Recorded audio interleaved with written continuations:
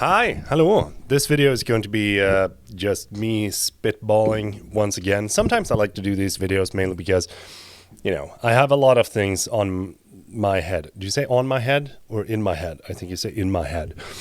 But it's about working as a creator, and more specifically so working with brands, because this is something that I continuously get questions of. And I'm not saying that I'm an all-knowing person that knows everything about working with brands, but what I do know is that you should never sell yourself short. When I was starting out, when I was in the beginning phases of my YouTube career back in 2019, I got a bunch of offers from companies asking me if I wanted to have a free product to make a video on, and that was that. And back then I didn't have a big channel. I was somewhere around like 2,000, 3,000, 4,000 subscribers, which is still big in that sense, but it was also like I didn't have the reach that I got today for like almost 600,000. And by the way, this is your first time watching, don't forget to subscribe after the video if you like it, of course, and give it a thumbs up. Working with brands is so much more than just a free product.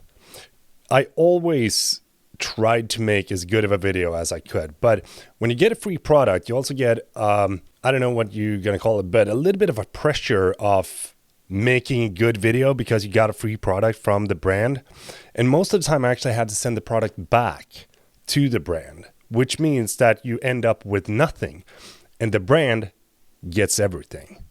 Now, this is not the situation for me anymore because I'm very, very strict nowadays with what companies that I'm actually working with. And if you've been watching the videos lately here on my channel, then you also know which companies that I actually can stand behind and which companies that I have worked with. But I'm also getting tons and tons and tons of emails from other brands that are just as big as the brands that I'm working with, but they don't want to pay and they don't want to provide the product for me. They want to ship off the product, have it sent back, and then don't pay me anything for the video because they think that making the video with their product is sort of like the benefit that I get.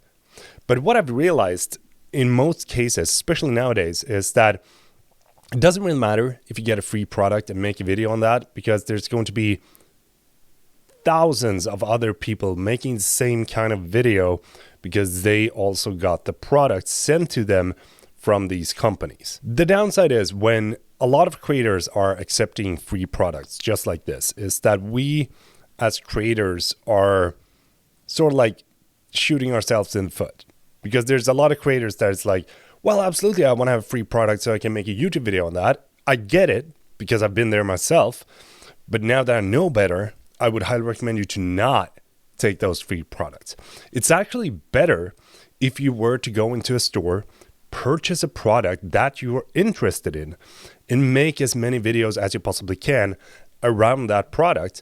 Because in that case, I'm guaranteeing that someone at some point, I'm not saying that it's going to take a week or a year or even 5 years, but at some point, someone from that company or someone related to that company will probably notice your video if you have made a good enough video about the product. And that was actually the way that I started working kind of early on with my channel, because I realized that, I can't make videos about a product that I don't have any interest in just to make content.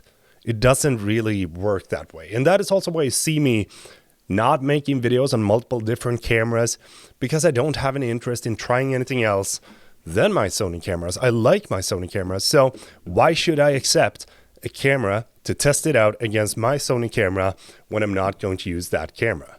Doesn't really make sense. I have the DJI Ronin 40, the FX6. That's basically the cameras that I use. And of course some action cameras, but the FPV. The reason that I decided to record this video today is because this has been a recurring question the last 2.5, 3 years from you whenever I've been doing my live streams over on Instagram or when I do a Q&A. There's a lot of people asking this particular thing. I think if you're in the beginning stages of your career as a creator, don't fall for the free product hack, because what the company does is that they are using your hard work to gain more for themselves. However, though, if there is a brand that reaches out to you that has some products that you're really interested in and they offer it for free to you, then you should absolutely accept that, because then you might be able to elevate your own content and create even better videos with the product at hand.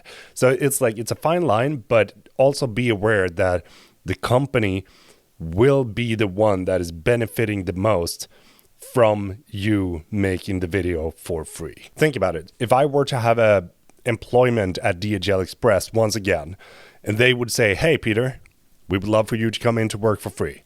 That'd be great. No, that's not going to happen. Well, we'll give you a cinnamon bun. Huh? No, that's not going to happen. Well, we will give you some working clothes, right? So that you can have it, some protective clothes. No, I'm not going to do that. It's very easy to fall into the trap when you're starting out to think that in order to get the views, you need to have the products. Now, more than ever, it's more important that you are unique in the sense that you are yourself and do the videos that you think are interesting for other people to watch and practice that as much as you can. It's not really about the products, because if you can't present good things and interesting things about the products that you're making a video on and just do a, spec read on the new GoPro 12, you're just reading things that I could read on the product website. And it's I don't know. It's a weird thing. Just because you're receiving free products doesn't mean that you're going to get better growth for your channel. It's all about making the content that you think is interesting for your viewers to watch. Most of the times when a company sends out a free product to creators, they also have sort of like a standard email. It's like, hello creator, welcome to our new service. So let us introduce the best, latest and greatest gear. And by accepting these free products, you as a creator is also preventing yourself from actually making more money from collaborations with brands. I think that there's going to be way more value for both you as creator and your viewers if you made videos on the products that you have purchased because you had an interest in them to begin with. Because then you have used the product, you have tried out the product, you know what you like and you don't like, and you also don't have a brand standing behind you saying, well, we don't like you saying this negative thing about our product. And that is going to be better for your channel and growth in the long run. But then again, this is just my personal opinion on it. I'm not saying that I'm right or that I'm, an all-knowing creator, because this is just the way that I would work with brands today if I were to start my channel today. After everything that I've learned throughout these 5 years of working full-time as a creator. I would love to hear your thoughts. Do drop a comment down below. Don't forget to like the video if you liked it, and subscribe, because I would love to see you in the future. Peter from Sweden saying goodbye.